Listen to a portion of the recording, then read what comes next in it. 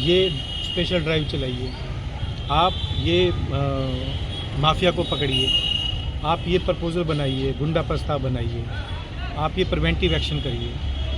और पुलिस के जो विभिन्न आयाम हैं, मतलब जो 100 से भी ज़्यादा। मिथिला क्षेत्र के दरभंगा, मधुबनी और समस्तीपुर के बड़े अपराधियों सहित छोटे अपराधियों की सूची बनकर तैयार हो गई है। बड़े अपराधियों के खिलाफ CCA 12 और CCA 3 का प्रस्ताव आ रहा है, जिस पर भी कार्रवाई की जाएगी। उक्त जानकारी मिथिला क्षेत्र के IG राजेश कुमार ने शुक्रवार को सदर SDPO कार्यालय का निरीक्षण करने के बाद पत्रकारों को दी। उन्होंने कहा कि अपराधियों को पकड़ने के लिए लक्ष्य का निर्धारण किया गया है।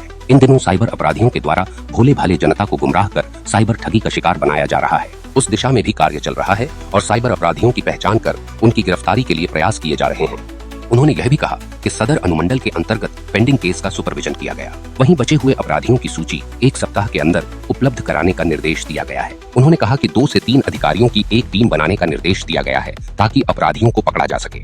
यदि किसी अन्य थाना क्षेत्र में अपराधी की जानकारी मिलती है तो संबंधित थाना प्रभारी से संपर्क कर अपराधी की जल्द गिरफ्तारी सुनिश्चित करें। गुंडा पंजी में अपराधियों को नामांकित करने का निर्देश दिया गया है ताकि विशेष अभियान चलाकर उनकी गिरफ्तारी सुनिश्चित हो सके।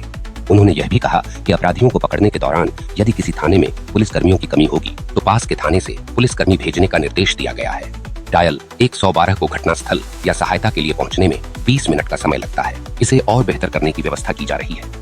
ठंड के मौसम में चोरी और डकैती की घटनाएं अधिक हो रही हैं। इसे लेकर उन्होंने निर्देश दिया कि देर रात टीम बनाकर गश्त करें और पैदल गश्त भी सुनिश्चित करें। यदि कोई संदिग्ध व्यक्ति सड़कों पर दिखाई दे तो उसे रोककर पूरी तहकीकात करें और यदि संतोषजनक जवाब न मिले तो उसे थाने लाकर जांच पड़ताल की जाए।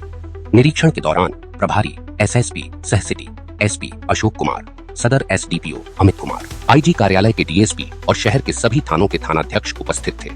जो सभी थाने हैं उन सभी को संसाधन दिए गए हैं, वाहन भी दिए गए हैं। तो जिन थानों में अगर कोई कमी दिखती है तो उनको दूसरी जगह से उनको मजबूत किया जाएगा ताकि मोबिलिटी में कोई कमी ना रहे, कहीं भी वो पहुंचना चाहें पहुंच सकें।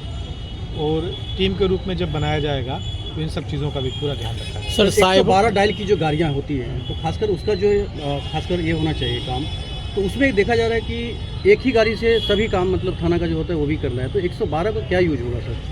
देखिए जो डायल 112 है उसमें ये है कि त्वरित रिस्पॉन्स करके जिसको भी विक्टिम है या जो नीडी पर्सन है उसकी हेल्प की जाती है। और इसका रिस्पॉन्स टाइम बहुत अच्छा है, 20 मिनट से कम का समय है।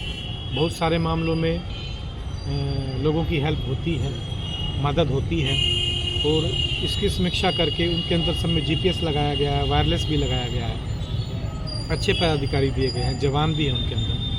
तो इसको और इफेक्टिव हमारी तरफ से बनाने की कोशिश की जाए। गाड़ी की कमी और ड्राइवर की कमी इस पर भी ध्यान दे रहे हैं क्या सर? हाँ बिल्कुल एकदम। सर अंतिम सवाल ये है कि ग्रामीण क्षेत्र में जो है ना ठंडी के समय में चोरी डकैती के मामला बढ़ जाती है, तो इस पर क्या सर आपका दिशा निर्देश?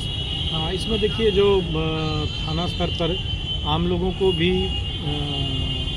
इसमें पेट्रोलिंग में लगाया जाएगा। गांव के जो वॉलंटियर्स हैं, चौकीदार भी रहेंगे, थाना की पैदल गश्ती भी रहेंगी ताकि वो लगातार घूमते रहें, क्योंकि धुंध वुंध हो जाती है ऐसे टाइम में। तो इस टाइप की सिचुएशंस को हम इफेक्टिवली पेट्रोलिंग से। वैसे अभी अमित कुमार सर ने जागरूक भी किया था जो शीतलहर है उसको लेकर, तो सबसे मेन है कि जो मध्य रात्रि होता है खासकर उसमें एक्टिव रहना पुलिस कर्मियों को, उस पर। हाँ बिल्कुल, देखिए उसमें नाइट पेट्रोलिंग की ड्यूटी लगती है और अब उसको और इफेक्टिव किया जा रहा है जिससे कि विजिबिलिटी जो है पुलिस की वो नज़र आए। तो इसके अलावा कैमरा वगैरह, और फिर जो भी इस तरह का कोई संदिग्ध व्यक्ति नज़र आ रहा है रात को तो उससे पूछताछ की जा रही है और कुछ को डिटेन भी किया जा रहा है। किसी तरह का कमी मिला यहाँ पे? कोई कमी है सर? नहीं, वैसा कुछ नहीं है। कुछ अपनी निर्देश दिए गए हैं हमारे द्वारा जिसको कि हम दोबारा से पुनः समीक्षा करें। डिजिटल प्लेट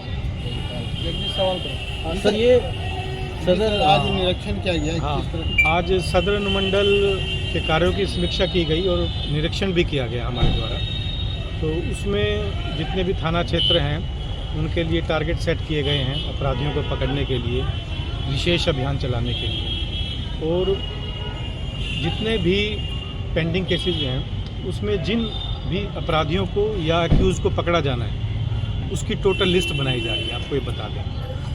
तो उससे ये होगा कि जितने भी उसमें अब अपराधी पकड़े जाने हैं, वारंटी पकड़े जाने हैं, तो जो केसेस में ट्रू हो गए हैं जिनको पकड़ा जाना है उसकी जब सूची हमारे पास में अभी 1 वीक में तैयार हो जाएगी तो उसको सभी ऑफिसर में डिस्ट्रीब्यूट कर दिया जाएगा। तो एक थाना क्षेत्र का ऑफिसर दूसरे थाना क्षेत्र में भी उसको पकड़ेगा, तो कम से कम 2 से 3 ऑफिसर की टीम बनाई जाएगी। जो 2 से 3 ऑफिसर्स की टीम होगी तो उसका मेन काम ये रहेगा कि उनको स्पेसिफिक वर्क दिया जाएगा कि आप इस अपराधी को पकड़िए, आप ये स्पेशल ड्राइव चलाइए, आप ये माफिया को पकड़िए, आप ये प्रपोजल बनाइए, गुंडा प्रस्ताव बनाइए, आप ये प्रिवेंटिव एक्शन करिए। और पुलिस के जो विभिन्न आयाम हैं, मतलब जो 100 से भी ज़्यादा वर्क हैं, उनको बेहतर बनाने के लिए टीम के रूप में काम, मतलब छोटी टीमें, 3-3 ऑफिसर की टीम। जैसे हमारे पास में इतने सारे पदाधिकारी जो नए भी आए हैं, तो अगर हम इतने टीमें बना देंगे तो उससे हमारा रिज़ल्ट ये होगा कि हम जो क्राइम कंट्रोल हुआ, जो कि अच्छा है ही, और जो पुलिस का एक्शन होना चाहिए अपराधियों के खिलाफ में, वो इतना विजिबल रूप में आ पाएगा जिससे कि हमारी जो लीडरशिप है वो अप टू ASI लेवल तक डेवलप हो पाएगी। उनको भी ये कॉन्फिडेंस होगा कि हमें जो भी काम दिया जाएगा, हम छोटी टीम बना के, जो कि हर थाना पे 3 ऑफिसर की एक टीम बना दी जाएगी, जो कि किसी भी काम को करने में सक्षम होंगे। मतलब वो 3 इफेक्टिव ऑफिसर होंगे कि अगर केस डायरी को अच्छा लिखना है तो वो करवा लेंगे, इस अपराधी को कहीं से भी पकड़ के लाना है वो पकड़ लेंगे, कोई ड्राइव चलानी है वो कर लेंगे, कॉन्फिस्केट करना है अपराधियों की संपत्ति को तो वो कर लेंगे, छुपे अपराधियों को खोजना है वो खोज लेंगे, साइबर अपराधियों को पकड़ना है वो पकड़ लेंगे। तो इस तरह के जो अभियान हैं उसको विशेष तरीके से शुरू किया जा रहा है, उनकी लगातार मॉनिटरिंग की जाएगी हमारे द्वारा भी।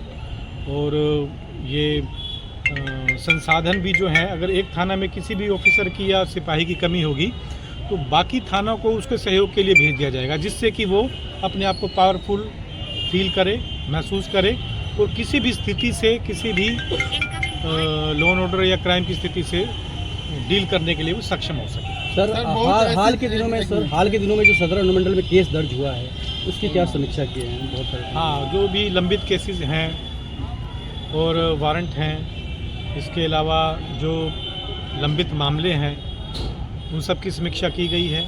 CCA 12 के भी प्रस्ताव बनाए जा रहे हैं, CCA 3 के भी कई प्रस्ताव बना के भेजे गए हैं। इसके अलावा PMLA के भी प्रस्ताव बनाए जा रहे हैं, और BNS 107 के अंदर भी कॉन्फिस्केशन वाले, जब्ती वाले भी प्रस्ताव बन रहे हैं। तो अपराधियों की सूची बन गई है और उनके खिलाफ प्रस्ताव बन रहे हैं, और मुझे लगता है कि जल्दी ही आपको अच्छे रिजल्ट मिलेंगे। अपराध को रोकने के लिए एक नियम बन रहा है।